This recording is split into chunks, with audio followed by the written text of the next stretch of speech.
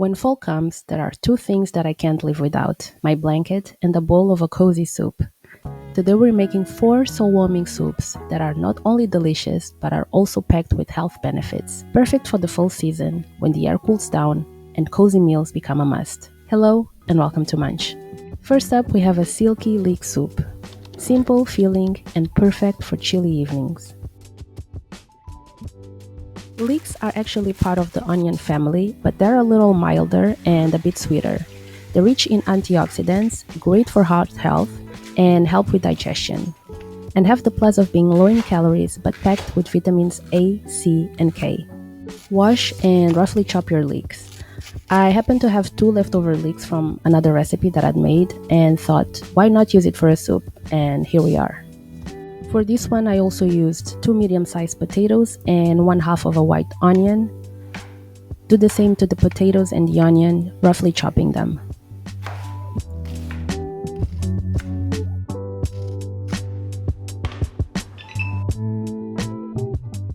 Then in a pan, heat a tablespoon of olive oil and saute your onion until it goldens.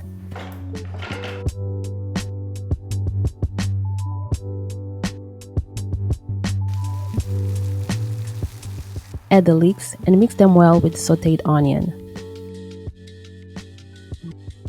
Let them soften and then throw in the potatoes. Pour in 4 cups of water or vegetable broth if you prefer. And remember that it's always better to add more water later than to do it at the start, so you don't have to go overboard with the water at this stage. The brown you're seeing here is from the caramelization of both the onion and the leeks. If that happens, don't worry too much. It actually gives this nice smoky flavor to the soup, but the important thing is that you don't let it burn. For my soup, I use this concentrated jello type of vegetable broth, but you can use just water if you want to, though I think that the broth adds quite a nice flavor to the soup. I then seasoned with salt and pepper, and as you can see, added a little bit more water, about 2 more cups. And then let it simmer for around 20 to 30 minutes on low temperature until everything was fully cooked and looking tender. The addition of more water was to make sure that everything was covered so that it would cook evenly. When everything is finally cooked, all there's left to do is blend until smooth and velvety, and for that I used an immersion blender. You can also adjust the consistency of the soup by adding more water if you like it looser, or let it cook for a little longer if it's not thick enough for your taste. This soup is incredible because it's both filling and light, perfect as a fall dinner starter. I had mine with crunchy homemade croutons, and I'll show you how to make those at the end of this video, so make sure you stick around.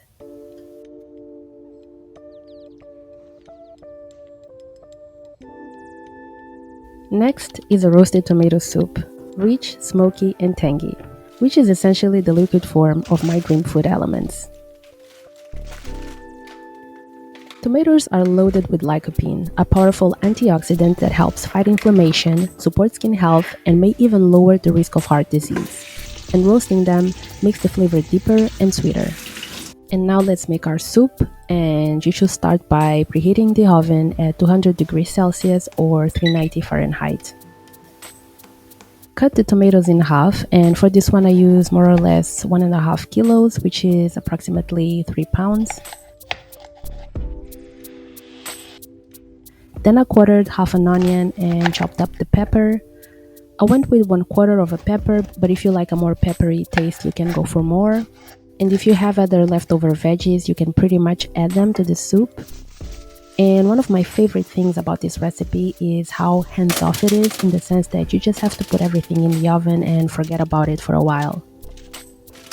And just a quick tip before you start roasting, I like to line my baking tray with aluminum foil to make cleaning easier afterwards. Add the garlic, and I wasn't shy about it. I went with 5. You can do more or less, it's up to you really.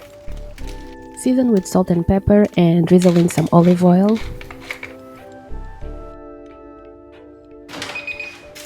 Then roast for anything between 40 minutes to 1 hour until everything is looking soft and slightly caramelized. And while that's working, depending on how thick you like your tomato soup, you can heat some veggie broth, 2 cups in my case. If you like your soup thicker, then I think you can skip this part.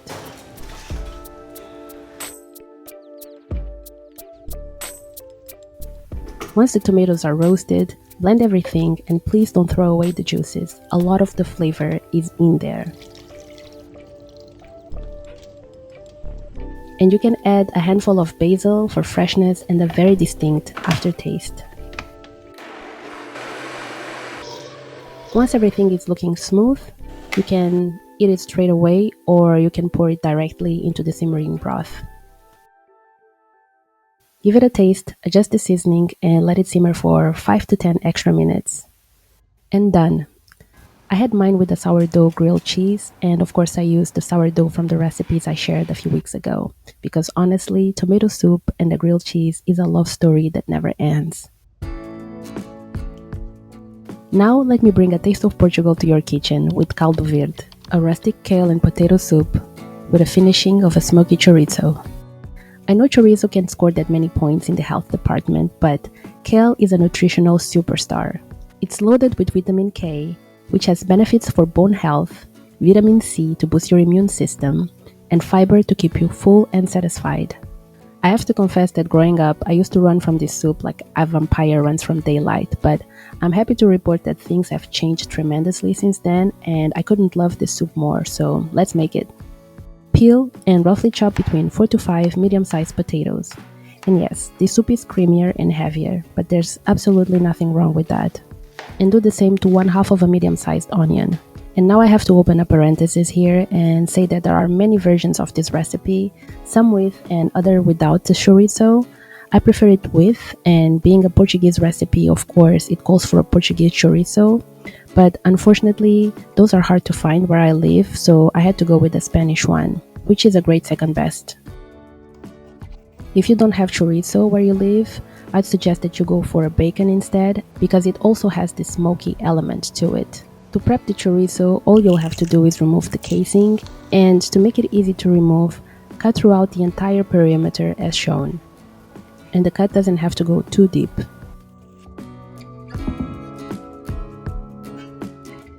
Then add the potatoes, onion, garlic, and chorizo to a pot. Cover with water and bring to a boil with the lid on to speed up the process.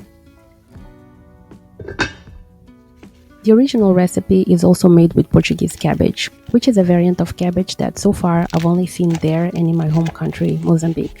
But I had to find an alternative and I used this cabbage instead. Remove the stems and then cut it as thinly as possible. For a caldo verde, this is a non-negotiable. After 10 minutes or so of boiling, remove the chorizo but not the rest.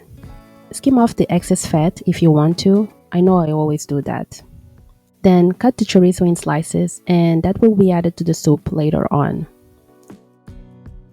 Once the potatoes are soft, blend everything until nice and smooth. Give it a taste and adjust the salt if needed. Stir in the kale and cook for 5 more minutes on low temperature. Drizzle in a tablespoon of olive oil and add the sliced chorizo back in to finish it off. You can save some of the chorizo for later to be added to the individual bowls and make the soup even more rich.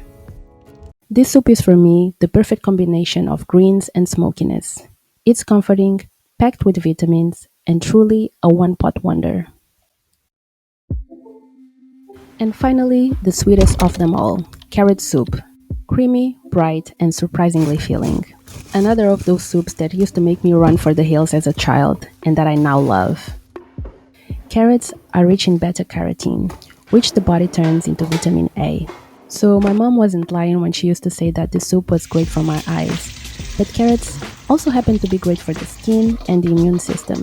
Plus, they bring a natural sweetness to the soup without any cream or sugar. Cut 500 grams of carrots, about 1 pound, and 2 medium-sized potatoes into chunks. And quarter 1 onion.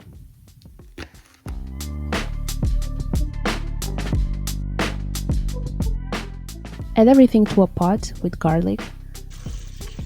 Cover with water, season with salt, and bring to a boil.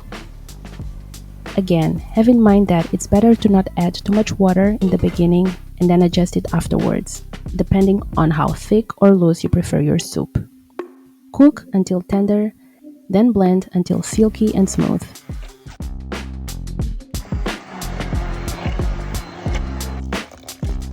Add more water if needed, adjust the seasoning, and drizzle in a tablespoon of olive oil to finish it off.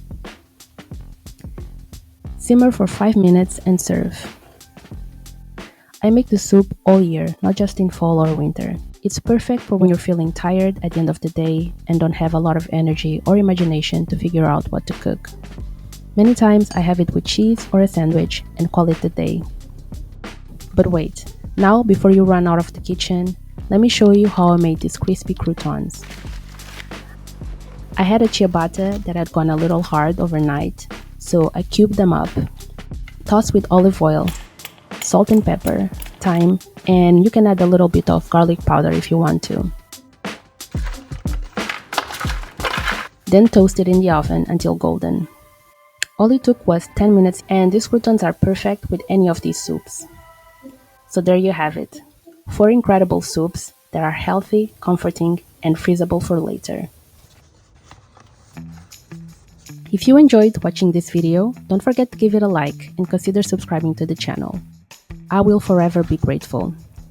And if you're looking for quick, cozy meal ideas, then I think you'll love this video right here. Let's meet there. Until then, have a beautiful day. Bye-bye!